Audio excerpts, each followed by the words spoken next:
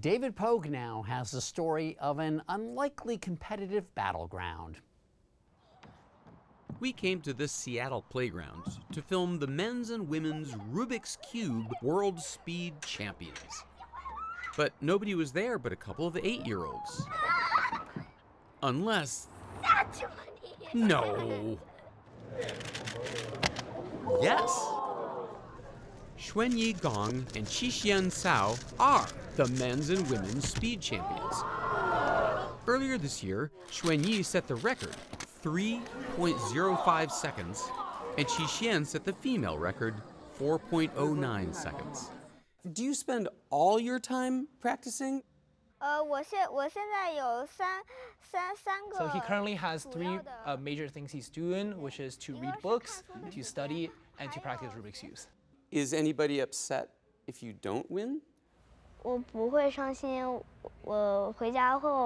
She says she wouldn't be too upset over it, and she would just practice more when she goes back to home.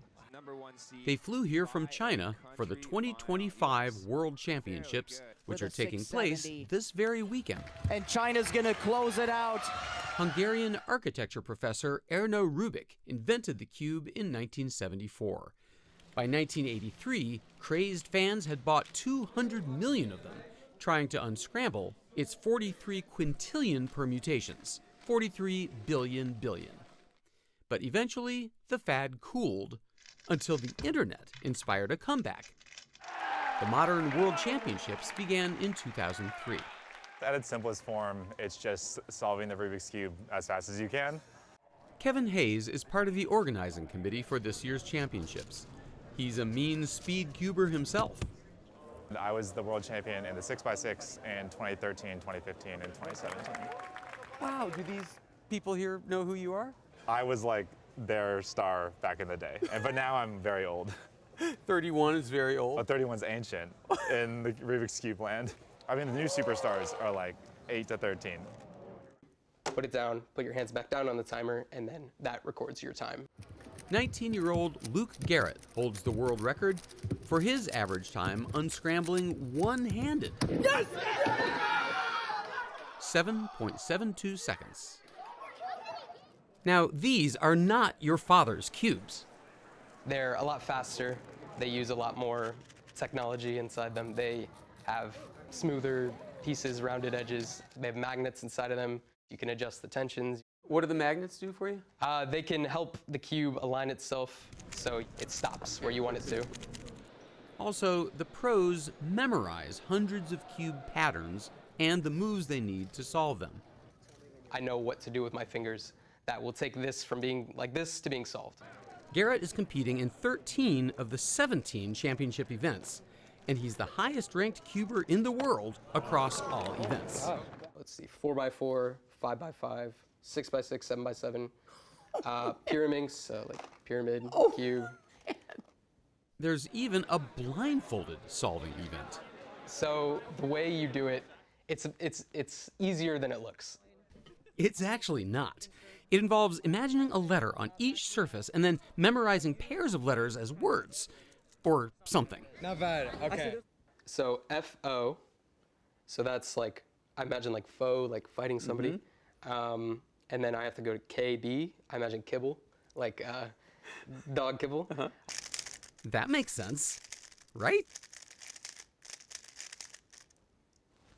That's there we go. insane. Can I get your signature? Oh yeah, for sure. You don't make much money on the competitive circuit. For Luke Garrett, it's more about the experience. There you go. Yeah, no problem. And the friends. If you had to characterize the people at one of these tournaments, a lot of people who have a bit of trouble socializing, myself included. You know, I've had a lot of struggles in the past with that. But it's cool to see people who kind of break out of their shell when they go to a competition because they see people who are interested in the same thing they are. As for Xuanyi and Qixian, they're just getting started. can you guys do one-handed? Yeah, they both know how to play it one-handed. Can you do it upside down? Oh, he says he still doesn't know how to do a handstand yet. Can you do it asleep? 我有的时候做梦会梦见我在玩魔方。She says she sometimes dreams about her playing Rubik's Cube.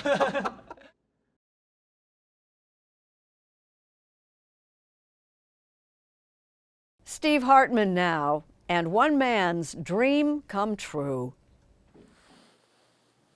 At times, Armia Khalil felt like he was whittling his life away. And really, what was he thinking? Immigrating here from Egypt with nothing but $400 in his pocket and a suitcase of sculpting tools. I was so naive.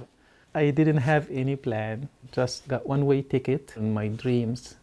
His dreams of becoming a professional sculptor.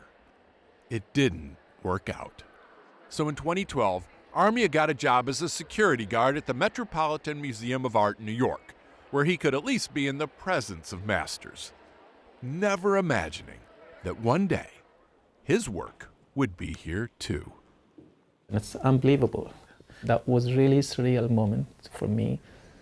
A couple years ago, Armia struck up a conversation with a visitor. At least he thought he was a visitor. Anyway, Armia happened to mention to this guy that he was an artist himself, from Egypt. When Armia mentioned that he was Egyptian, I asked him if I could see his work. At that point, I revealed my identity. Achille Tomasino is a curator in the Met's Department of Modern and Contemporary Art. In 2018, he launched a search for the very best examples of art inspired by ancient Egypt. You looked far and wide, you looked in other countries, spent 6 years. Yep. And then you found a piece in your security guard. Yes, absolutely. How do you explain that? Divinely ordained encounter. Really? Yes.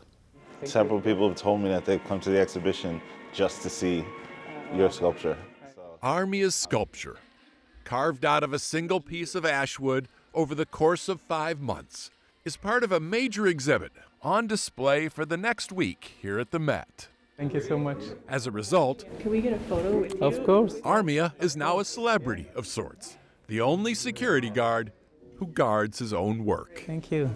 At least for now. My pleasure. Nice to meet you. So you might lose him as a security guard. That is a risk.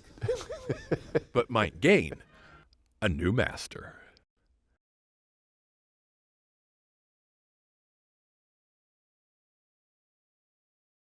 It's Sunday morning on CBS, and here again is Mo Rocca. The Olympic Games get underway later this week in Paris, where many of the world's greatest athletes will go for the gold. This morning, senior contributor Ted Koppel introduces us to a woman who won't be among the competitors, though she's a champion just the same. Florence Meiler, known throughout Vermont and beyond as Flo, is a regular feature on Burlington High School's athletic fields. Her little red wagon is loaded with some of the gear she'll need to train for an upcoming decathlon. Let that sink in for a moment. Flo, who lacks any support staff, is training to compete in 10 events over 2 days. That will include the hurdles, the shot put, the discus, the javelin, the 100 meters, the 400 meters, and 1,500 meters.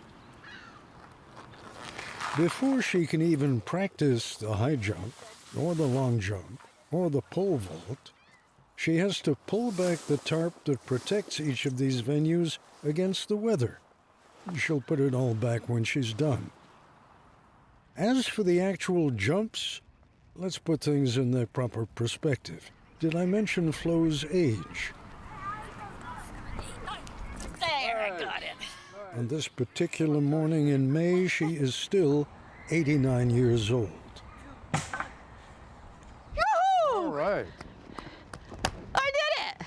So keep in mind as you watch Flo vault and jump to relatively modest heights, Look at the sky, because that helps you throw it further. that many people her age can use a little help just getting out of an armchair.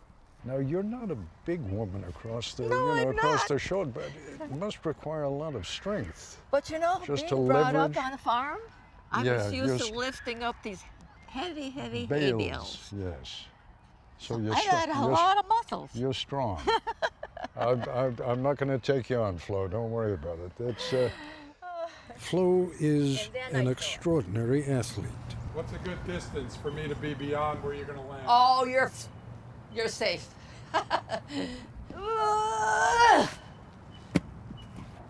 Well, not that safe.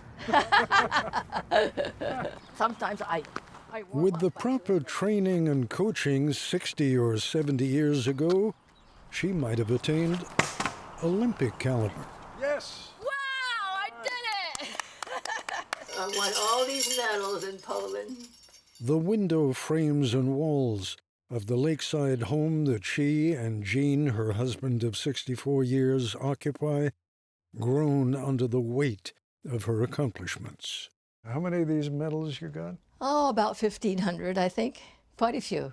Do we have to open up a Flo Meiler Memorial Hall? Probably. Yeah. It's hard to believe Flo's senior track and field career only began 30 years ago.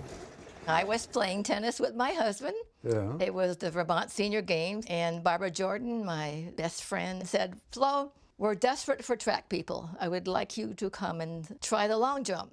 You know, I'm saying, Barb, are you kidding me? I'm 60 years old. And she said, oh yeah, you'd be good at it. Which brings us to a blistering hot weekend at the end of June in Charlottesville, Virginia, the site of the USA Masters Combined Events Championship, which includes the women's decathlon. It's 99 degrees in the shade. The actual temperature of the track, almost 142 degrees. 13 women are competing across all different age categories.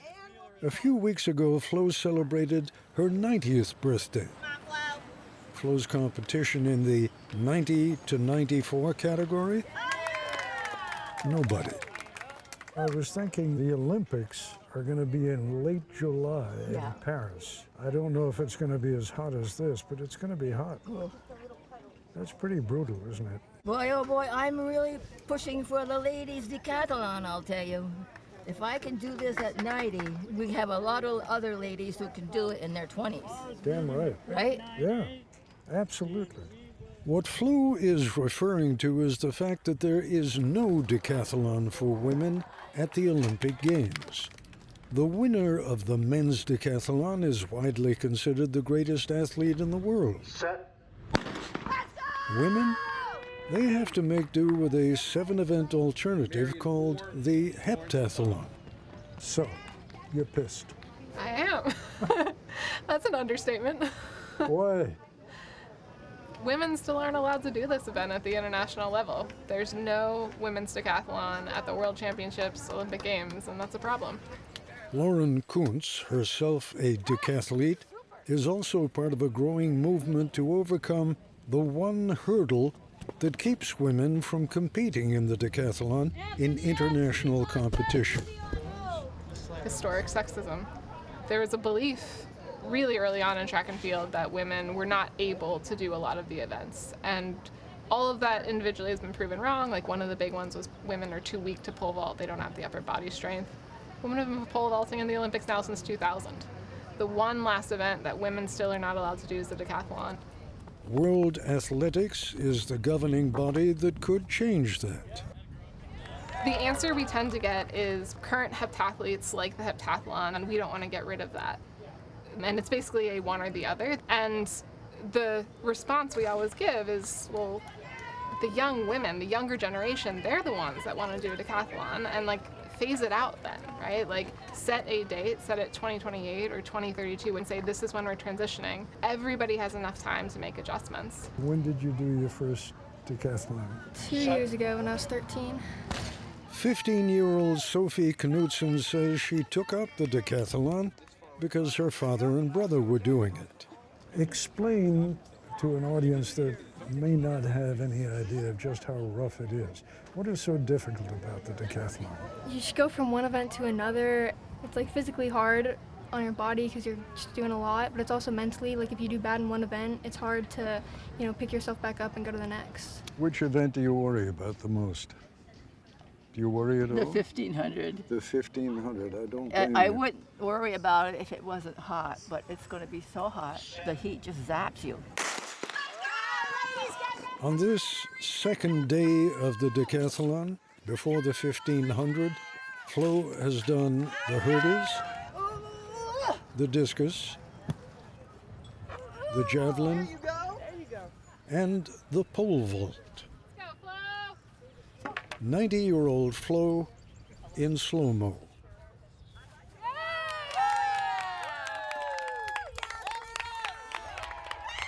But it won't qualify as a world record until referee Bruce Wilson says so. When Flo jumped 113, I grabbed the measuring stick and instantly another official and I measured it with a steel tape to verify that it was 113. Right. And we'll put that in writing, photographs, send it to the appropriate officials and they will verify it. Bottom line is what? My understanding is Flo is the world record holder for a 90-year-old at pole vault, 113. She's having a good day. She's having a great day. What a good coach. When I'm 90, I have something to go for.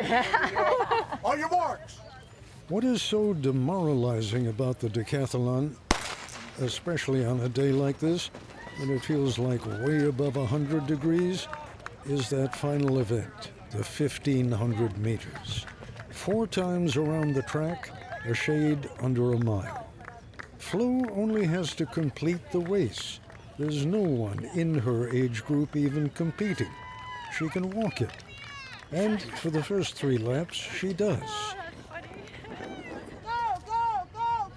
And then when she comes around that last turn, other women decathletes line up behind Flo in sort of an honor guard. And in a final burst of energy, Florence Meiler runs the last 100 meters of the women's decathlon.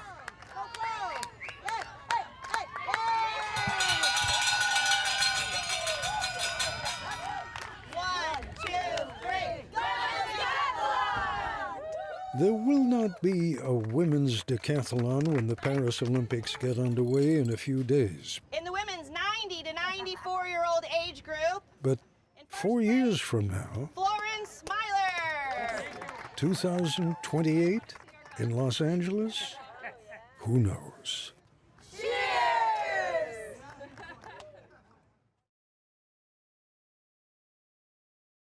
Steve Hartman this morning has a story that puts the expression honey-do list in a whole new light. After his retirement, and especially after his wife died, 76-year-old Danny Chauvin of Waveland, Mississippi, says he had way too much time on his hands. If you're alone with just your thoughts, does your mind wander places? Yeah. Oh, yeah. That you don't want to go? Yep. That's when stuff comes back to you. Danny served in the Army in Vietnam. He's been treated for depression and PTSD. But to keep his sanity, he knew he also had to keep busy. But how?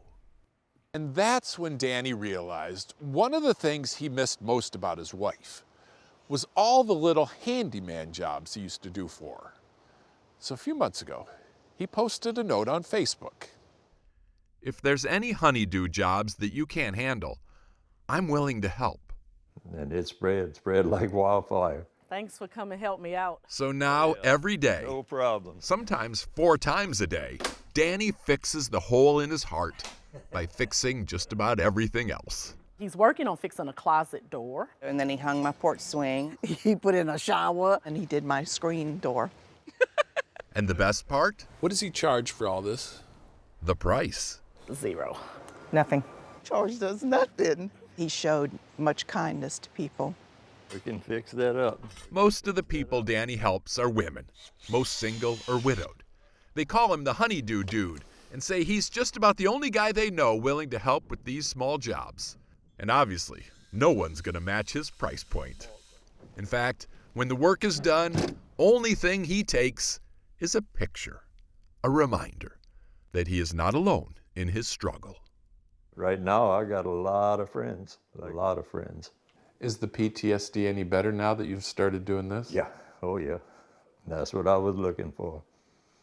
Cross finding happiness off the honey-do list. Voila. Okay, doke. No problem. Our David Pogue has discovered an artful dimension to that familiar toast. Bottoms up. At this photography exhibit in Las Vegas, you might not know right away what you're looking at. I would think this one would be like a cross-section of tree. I'd say in this one, I see something, maybe a moon effect or planet. But in fact, these are photos of evaporated whiskey crud. So the title of the project is Vanishing Spirits, the dried remains of single malt Scotch. After you've taken that last drop or that last sip of whiskey, the residue dries in the bottom of the glass and leaves me these wonderful patterns. Ernie Button's day job is speech pathology, but his hobbies include photography and drinking Scotch whiskey in the evening. That's how this whole thing began in 2008. And when I went to collect the glasses in the morning, I noticed this film in the bottom of the glass. And when I held it up to the light, I saw these fine repetitive patterns in the bottom of the glass. I'm like, I can try and do something with this. So tell me about the color. The whiskey didn't look like that. It did not. I put different colored lights, different colored gels in from behind. So that's what's giving the purple and the blues and the orange. And before you do that, what would it look like? It would look relatively whitish gray. So yeah, nature is giving me the pattern, I'm giving it the life. These days, he experiments with different kinds of drinking glasses, sheets of glass, and whiskeys from different parts of the world. Have you ever tried chocolate milk? Have you ever tried 7-Up, you know? I've tried a lot of different alcohols. I found that they have to be aged in a cask. So they have to be in a wooden cask, you know, taking in, you know, all the organic material from the wood into that spirit that was put in there. Tequila, that will work. That will give me some interesting images. Vodka won't. I mean, you have an area of knowledge that probably nobody in the world has. Yeah, not sure what to do with it, but... In fact, he's done plenty with it. His whiskey photos have been featured in the New York Times and in National Geographic. They inspired a published scientific paper, and they're published in a coffee table art book. Is there a takeaway? Is there a lesson? The ignored or the overlooked can have relevance, can have interest. If you don't look around, if you don't pay attention to the really small things in life, you could miss out on something really big.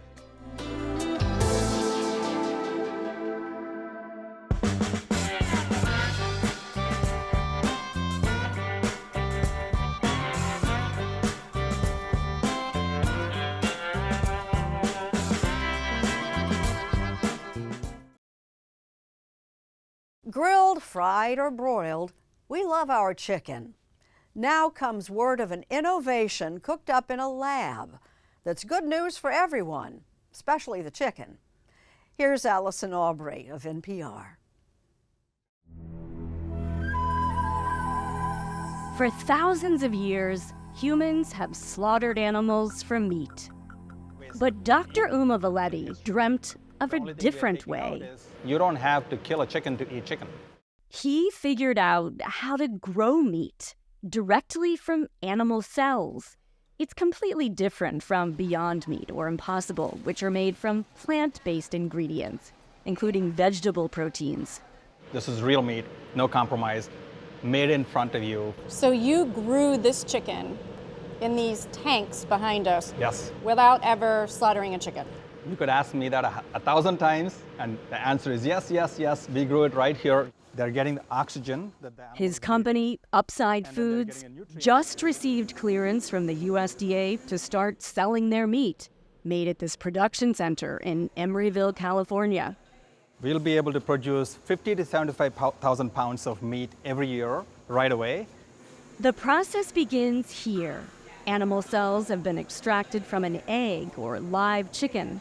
All the cells that make the cut of high quality cells make it into this seed lab. This is the equivalent of a hatchery. The cells are frozen in tiny vials. And from that small amount, we can grow thousands of pounds of meat. So it only takes a thimble full of cells to start the whole process of growing thousands of pounds of meat. Yeah. Coaxing the cells to multiply and grow into meat is part alchemy. So this is a live cultivator. That means this is actually right now involved in growing chicken. This turbine mixes in all the food the cells need to grow: amino acids, fats, vitamins. The idea really is when an animal is alive, there's blood circulating, constantly something is moving around in the animal's body, touching the cells in the animal's body. We're just recreating that.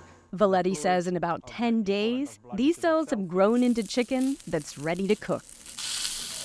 Just a few years ago, everybody was saying, this is science fiction. Yes, making 50,000 pounds of chicken a year, it's like a dream come true.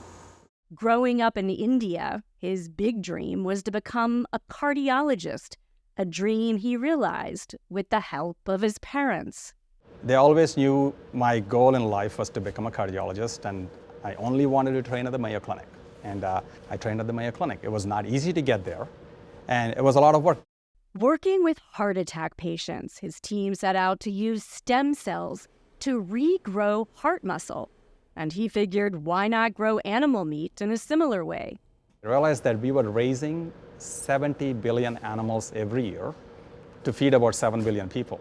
When I looked at the environmental impact of that, it was an astronomical impact. And the amount of feed that goes to feed animals, to feed us, that equation just seemed wrong. Livestock is responsible for an estimated 1/3 of all human-induced methane emissions, a potent greenhouse gas. And so though Valetti loved to eat meat, he had become a vegetarian. But the scientist in him saw a solution, and his father, a veterinarian, was an early supporter. He loved animals. It wasn't just his dad who saw the opportunity. The very first venture capitalist that Valetti wrote to said yes. I did not even know what a VC meant at that point. That was about 8 years ago. Now, there's nearly $3 billion invested in more than 100 cultivated meat startups around the globe, says Bruce Friedrich. He's head of the nonprofit Good Food Institute, which promotes alternative proteins. Even companies like Tyson and Cargill, the two largest meat companies in the United States, they have both invested in two different cultivated meat companies. A report from Boston Consulting Group estimates that if just 11% of meat was swapped for protein alternatives like cultivated meat, by 2035, it would have the same environmental impact as switching 95% of airplanes to renewable energy. Cultivated meat requires a fraction of the land, requires a fraction of the water, doesn't require antibiotics in the production. This is just a whole new way of making the exact same meat that people love. Not everyone is convinced. Critics say whether cultivated meat can cut carbon dioxide emissions depends in part on whether its production facilities are powered by renewable fuel. The meat industry currently has the efficiency of its large scale. It needs to compete on price and taste. Cultivated meat already competes on taste. It's already there, but it's got a ways to go before it competes on price. It needs to scale up. So until then, it will be priced at a premium. We got a taste of Upside's chicken, which was pan-seared with white wine, lemon, and butter. Well, this is chicken piccata, presented just like you would get at a wonderful restaurant in your neighborhood. Very chewy. And you want that. Definitely the texture Yes. of chicken. It tastes just like chicken. It is chicken. We've been talking about it. Chicken without killing a chicken. You cannot buy this meat in grocery stores yet, but just last weekend, Michelin-starred chef Dominique Crenn served it to customers for the first time ever in her San Francisco restaurant. For Valetti, Upside's success is bittersweet. He lost his father to COVID, just as he struggled to get the company off the ground. I feel my dad's presence every day in my life. I think He's seen me growing up and wanting to go after things that matter a lot, so I think he's there cheering. It was tough to walk away from his promising career in medicine, but Valetti says he's not looking back. This seems very unreasonable to everybody in the world, but I think we'll need people who are unreasonable to be able to change what we don't like in this world.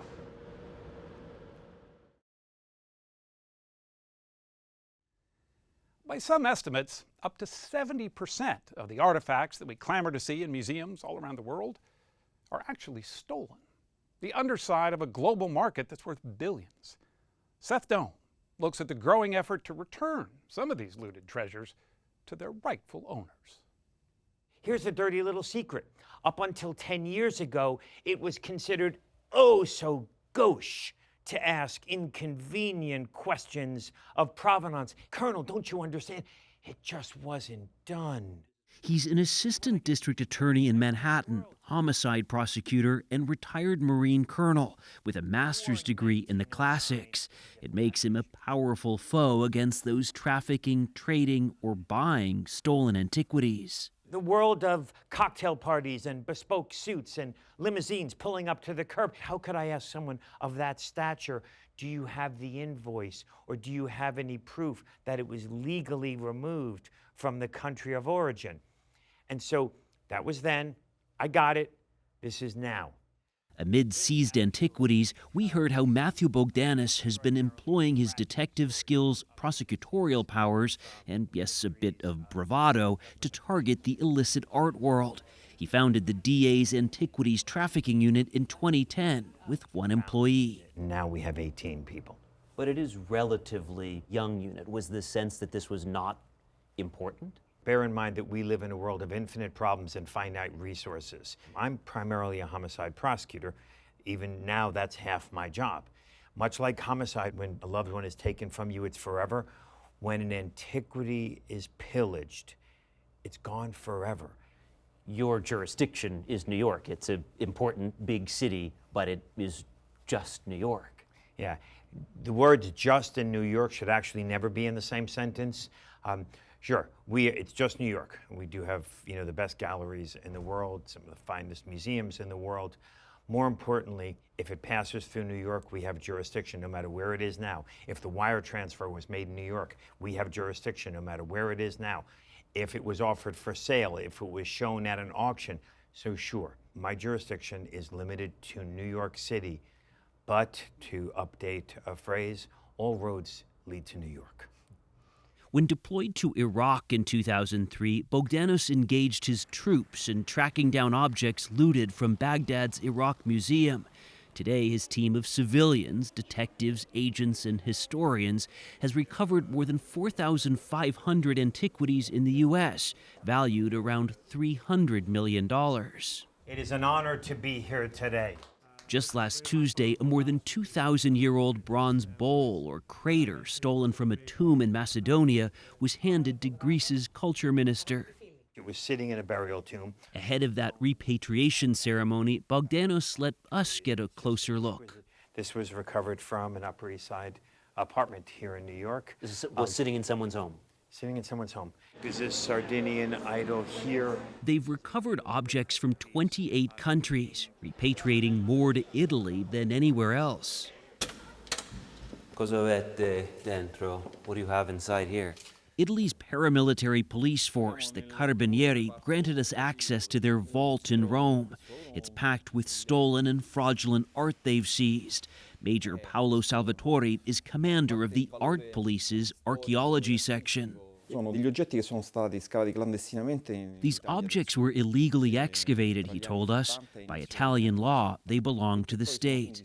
Countries have their own cultural heritage laws, which govern the protection of antiquities. In enforcing Italy's, Salvatore often turns to a familiar ally. Matthew Bogdanos. Bogdanos' team has helped repatriate more than 500 pieces to Italy. And last summer, Italy opened a museum of rescued art in Rome. Every single item in that museum was recovered and returned by the Manhattan District Attorney's Office. The centerpiece was obviously the Orpheus and Sirens from the Getty that Italy had been trying to recover for 30 years. We asked the J. Paul Getty Museum in Los Angeles about those pieces found to be stolen or illegally excavated. They declined our request for an on-camera interview, but told us thanks to information provided by the Manhattan District Attorney's Office, we determined that these objects should be returned. The Metropolitan Museum of Art in New York, however, did welcome us in. How many objects are in the Met's collection?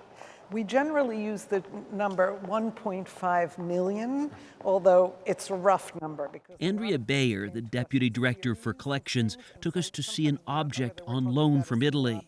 The Euphroneous crater went back to Italy, and they have been sending us object by object. The Met appeared eager to highlight constructive cooperation with museums after having made headlines for showcasing objects that should not have been there, including this gold coffin which Kim Kardashian posed next to during the 2018 Met Gala. It had been illegally smuggled out of Egypt. We were the victims of an international fraud, so we learned it was an uncomfortable lesson for us.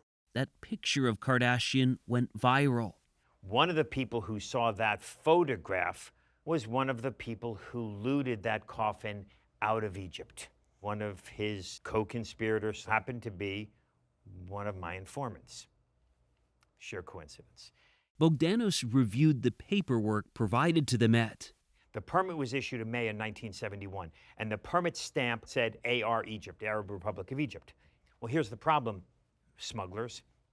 In May of 1971, the Arab Republic of Egypt did not exist. It was the United Arab Republic. And so we confronted the Met with that, and the coffin is now in Cairo where it belongs. In recent decades, we've become much more conscientious and conscious of this history of the objects and more careful. By 1970, the UNESCO guidelines came out saying you must know where works of art were excavated or where they were sold from. This is a sort of dividing line date for us. And once the world community began to look at things in that way, we've been out in front ever since. You say you try to be out in front of this, but subpoenas have been issued, search warrants have been carried out. How embarrassing is that for an institution? So Mr. Bogdanos is actually our ally in this. We don't see this as a confrontational thing with him. If his office is in possession of information that we do not have, it's our responsibility, our duty, and the thing we want to do to make sure that it is returned to the proper owner. This is a fantastic object. Andrea Bayer wanted us to see a newer addition to their collection. One of the few great antiquities that we've been able to buy in recent years. The Met purchased this wellhead in 2019, and Bayer says they can trace its history since it was excavated. And there are no scary gaps in that provenance. That which must be a relief which for is a someone like tremendous you. relief to me and to all of my colleagues. That ancient crater is already on its way to a museum in Greece. Matthew Bogdanos wants repatriated pieces overseas put on display, and museums and collectors in the U.S. put on notice. We have informants in many museums around the country. So You have undercover agents in museums. I wouldn't call them undercover agents. I would call them academics and archaeologists and art historians who care. And but will call you if they see something. Yes. You must have a very busy phone.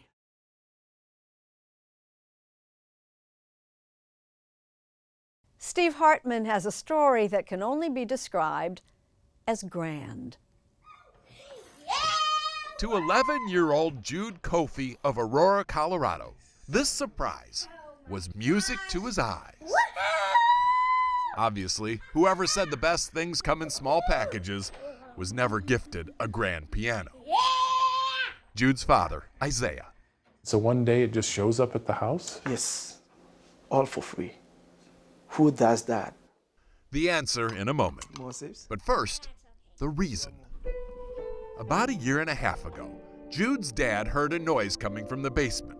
There was an old keyboard down there, but no one knew how to play it. Certainly not his autistic son, Jude. Or so he thought. Isaiah then got Jude a larger keyboard to see what more he could do. And boy, could he do. The kid never had a lesson. No one taught him any of this. How do you explain that you're as good as you are? It's a miracle. You think it's a miracle?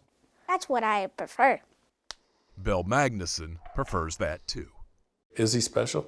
Is beyond special. He's Mozart level. It's coming from somewhere beyond. Bill is a piano tuner.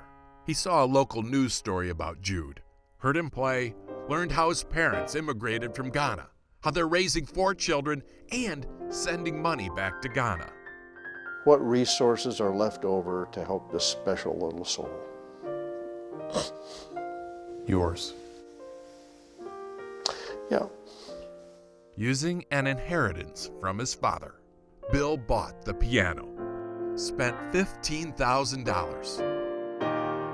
He has promised to tune it once a month for the rest of his life. Very nice. And he's even paying for Jude to get professional lessons. We're family now. Somebody to just love your son like that by making sure that his future is secured, we are super thankful. Yeah. Press the pedal. Caring for other children as your own, the defining note of humanity.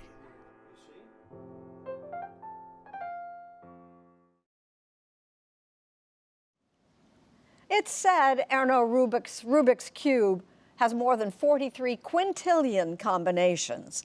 That's a lot of zeros. It can be pretty challenging too, for some, but not for everybody. Luke Burbank introduces us to the Cubist.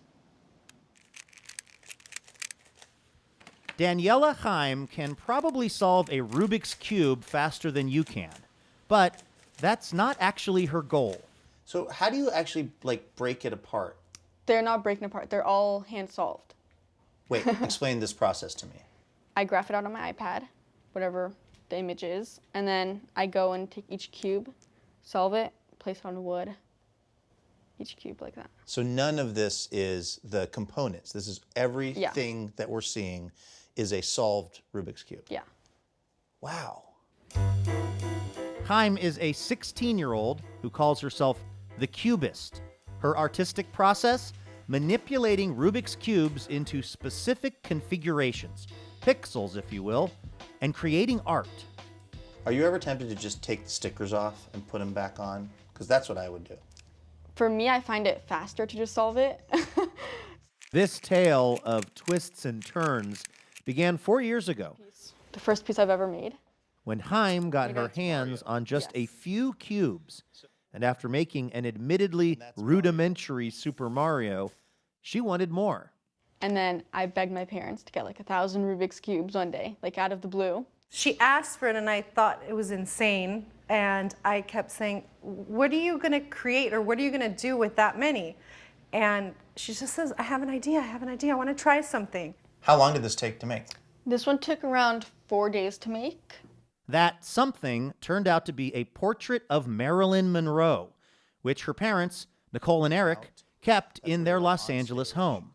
And then we realized, hey, there's something here. Since then, Daniela has turned the family living room into a personal art studio. How often are you and your family members stepping on these things? I would say at least once a day. Is there a worse physical pain? No. It hurts so badly and then the rest of your day you're limping. That's a hazard of doing this kind of art? Yep. So far, she's been commissioned to create over 100 pieces, from custom portraits to company logos. Depending on the size, these works of art can cost tens of thousands of dollars. Daniela and her parents say that money goes towards buying more cubes and saving up for college. Art college, presumably. Do the Rubik's Cube people know this is all going on? Yes, they do. They actually approached me a few times to be their ambassador, but there were a bunch of rules saying you have to create what we want you to create. This was sort of your first taste of art and commerce intersecting Yeah. to where you were like, I want to be an artist and I want to make what I want. This is incredible. You did this. Yep. How long did that take? This took a long time. It took like 2 months. It was insane. Her largest and most public creations sit just off Sunset Boulevard in an office building lobby. One of them, a giant heart, is a motif in Daniela's work, which feels somehow right, considering what a labor of love these projects are. You have a lot of pieces that involve a heart. It's kind of your sort of iconic thing. Is there any special reason for that? Just to tell everyone to do what they love. Yeah. This is a pretty big reminder to do what you love. Yeah.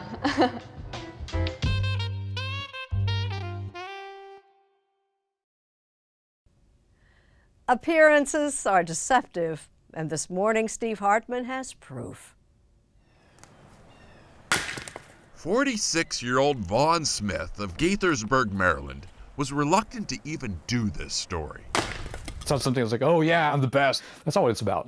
In fact, most people didn't even know you had this skill. Correct. You were just the guy cleaning the carpets. I was just the guy cleaning the carpets, yeah. Although a carpet cleaner by trade, Vaughn's real gift is for words. He is what linguists call a hyperpolyglot, defined as a person who can speak at least 11 languages. As someone who took 4 years of French in high school and only remembers un poquito, the idea that anyone could speak 11 languages is unfathomable. But Vaughn doesn't just know 11. As the Washington Post recently verified, he is fluent in or has a basic grasp of all these languages. Spanish, Italian, Portuguese. This may take a while. I speak some Hungarian, I speak Finnish pretty well, I speak some Estonian. He also knows Welsh, Norwegian, Japanese, Hebrew, and even American Sign Language. That I had. Vaughn studies mostly with apps and books, uploading new words and phrases with almost fiber optic speed. So far, he has learned about 40 languages. Do people immediately like you more when you speak their language? Most of the time, yes. Is that part of the draw for you? Yes. Although never diagnosed, Vaughn suspects, and his mother Sandra agrees, that he is probably autistic. Oh yes, that was the problem. He had lack of participation, lack of communication. Not able to express my feelings properly or misinterpreting other people's feelings or intentions. But over the years, Vaughn has learned that when you make the effort to speak to someone in their native tongue, people are so grateful, friendships often follow. It's about being able to connect with people. It's so good. And you don't need to know any languages to understand the importance of that.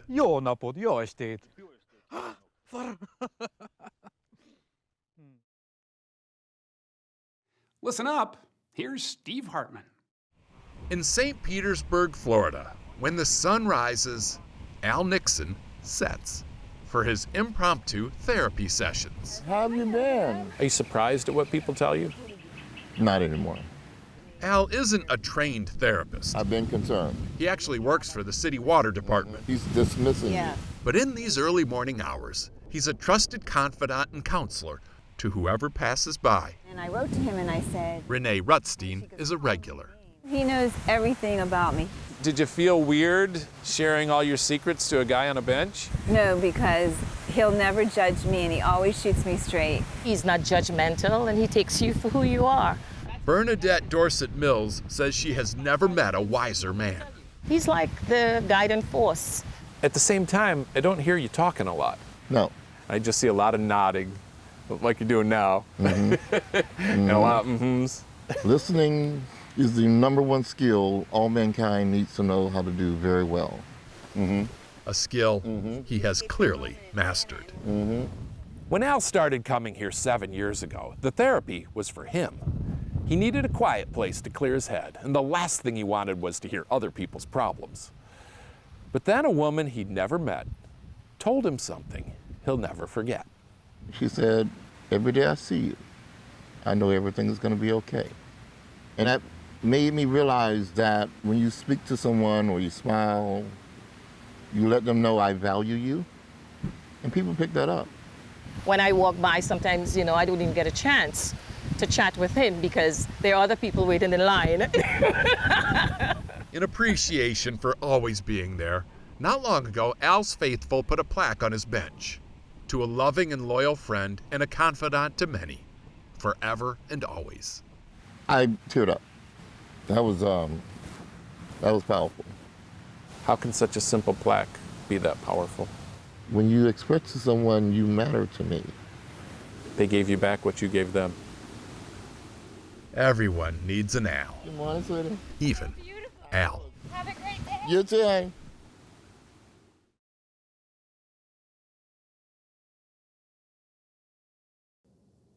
Time now for baked goods with a secret ingredient, served up by the fellow Steve Hartman found hard at work long before dawn. Not long ago, 93-year-old Ray Boutwell got so bored with retirement, he says he could almost feel the obituary coming. I thought I was going to pass on if I didn't do something different. So now Ray gets up at 4 o'clock in the morning to unlock his newfound secret to longevity: cupcakes. Eye appeal. If you don't have that, it won't sell. Once upon a time, Ray worked in a bakery, but he never opened a business. And yet here he is, starting from scratch at 93. Yeah. His daughter, Rosanna, thought this was a terrible idea. I said, no, you can't do that. Did you think this was dementia? I was beginning to wonder. But I could tell that she was deeply concerned, and I understood that. Especially the money part. Where did you get the money? Where did I get the money? Where'd you get the money? For what? For your business. You didn't mortgage your house or anything. Oh, yeah. My house is mortgaged up to the hilt. Savings gone, too. But I mean, what the hell's money? Money is nothing. What Ray has instead is a purpose, and what he believes to be a brilliant business model. These are done. He calls his bakery in Voorhees Township, New Jersey, Ray's Boozy Cupcakes, because some of them are actually infused with alcohol. But the real chaser here is Ray himself. Teresa, can you come in early? His employees say there's no keeping up with him. What the hell happened? I don't know. You didn't tighten it tight. Little technical difficulties. Even at times like this, you don't wish you were in a rocking chair? Hell no. This is getting my blood going, you know? Fortunately, it's also getting his mortgage paid. Yeah, we ran out of everything. They started out buying like one or two. Now they buy them by the dozen. Okay. Which is why That's great. he just signed a lease to expand next door. Although that won't be for cupcakes. Now what do you want to do? I'm going to make ice cream. On the level of Ben and Jerry. I'm not the average guy. We got that. Loud and clear. Get a pan real quick. Put it on there. We got to take it apart. It's the only thing we can do.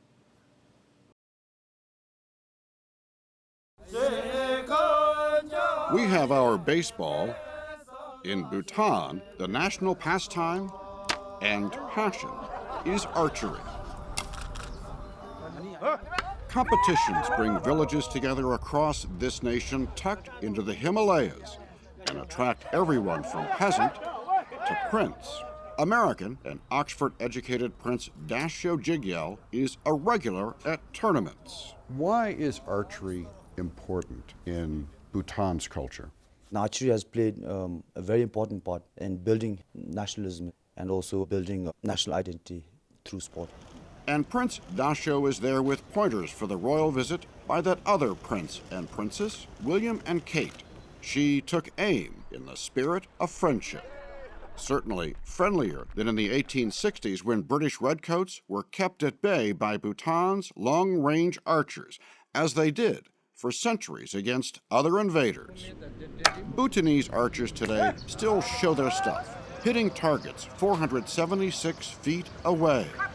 And like school teacher Sonam Dorji, competing at this local tournament, still proud of doing it the old-fashioned way with traditional bamboo bow and arrows. This one is a very special one. Bamboo name is called yanka. The yanka is the type of bamboo. Almost similar, but quality-wise, this yanka costs the most. Of course, at the Olympics, Bhutan's hopefuls will be wielding competition-approved high-tech carbon fiber bows and arrows and shoot at targets half as far as they're used to.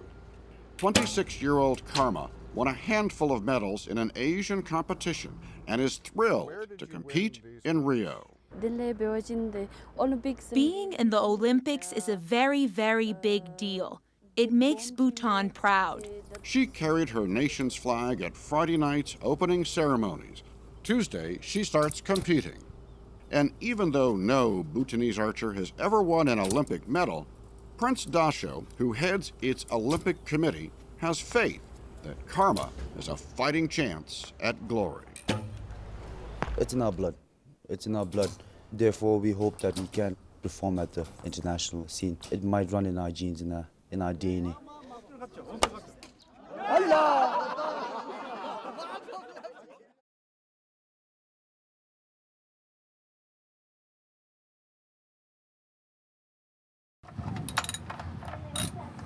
Phil Morgese of Daytona Beach, Florida, has always been good with his hands on guy stuff.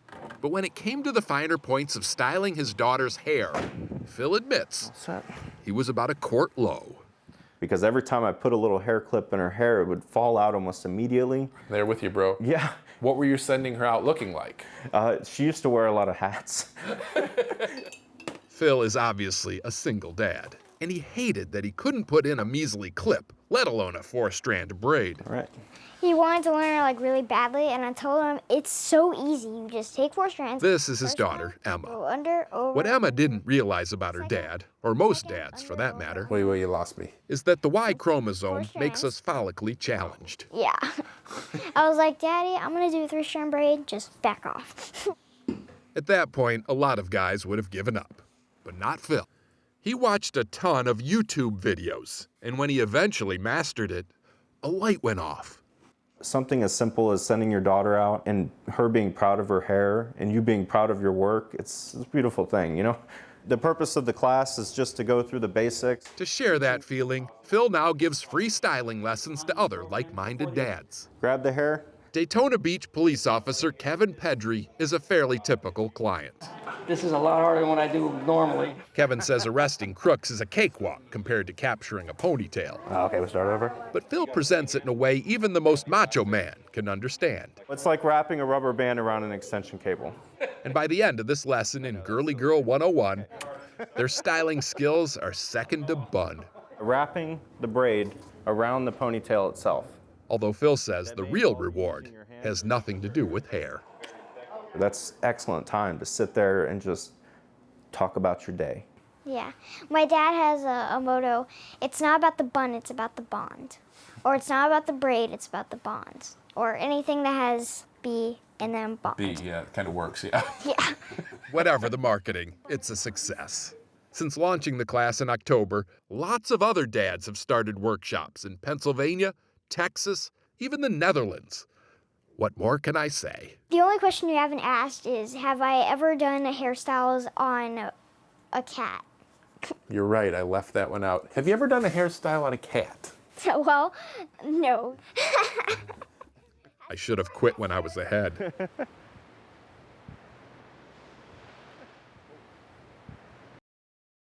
From a distance, it's hard to tell what these works by artist Kristen Cummings are made of.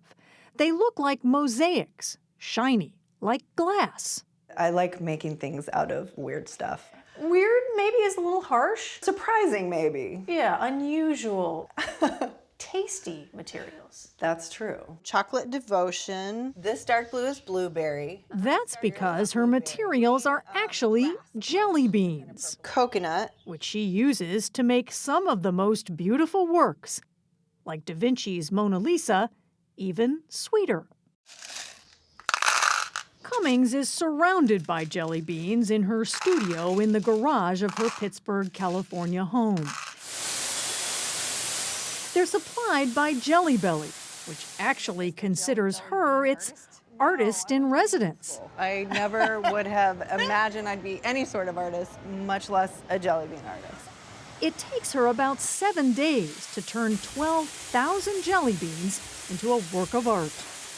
Really, the only question I have for you is how many of these do you eat? Well, I've limited myself in the last couple years or so. I limit myself to trying all the new flavors because they're so good that if I didn't have some sort of rule, I would just be in trouble. I'd be in big trouble. Cummings is one of a handful of artists turning beans into beauty. Jelly bean mosaics started in the 1980s. Hey! And were actually inspired by President Ronald Reagan's love for the candy. That's what makes me vote. Well. His obsession motivated San Francisco artist Peter Rocha to create this image, which now hangs in the Ronald Reagan Presidential Library. Cummings developed a taste for jelly beans in 2009. She's since created nearly 40 pieces. This is kind of like your mothership, right? Yeah. Most of her work, appropriately, is displayed here at Jelly Belly headquarters in Fairfield, California. When you walk in here, like, nobody knows who you are. No, absolutely not. No. You're just the I'm lady good with that. the red hair. Yeah. I'm okay with that. Collectors have developed a sweet tooth. Some of her works have sold for thousands of dollars. And she gives new meaning to the term performance art. Wonderful work. Very nice. Very unique. Here at Chicago's Comic and Entertainment Expo last week, she gave onlookers a sense of her process. She starts by creating an image with acrylic paint. Then, using spray adhesive, she sticks on the beans one by one. Using more than one different kind of blue or different kind of red will allow me to create a sense of depth and three-dimensionality, even though it's a two-dimensional surface. And it's just more interesting to look at, I think. Along the way, she's copied the works of the old masters, Van Gogh's The Starry Night, Vermeer's Girl with a Pearl Earring, with one major difference. There's this huge history going back with oil painting and, you know, marble sculpture, and there's these really, what I consider serious mediums. And this just isn't it, because it's, you know, you can't really mess up. You can't? No. Well, you can always fix it. And, you know, if it's jelly beans, you can eat your mistakes. So it doesn't really get better than that.